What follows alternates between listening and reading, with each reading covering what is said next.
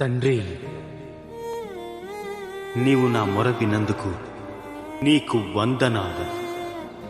నీవు నా ప్రార్థన వింటావని నాకు స్పష్టంగా తెలుసు, కానీ నా చుట్టూ ఉన్న వారి కోసం ఇది చెప్పాను. లాజరు, బయటికి రా.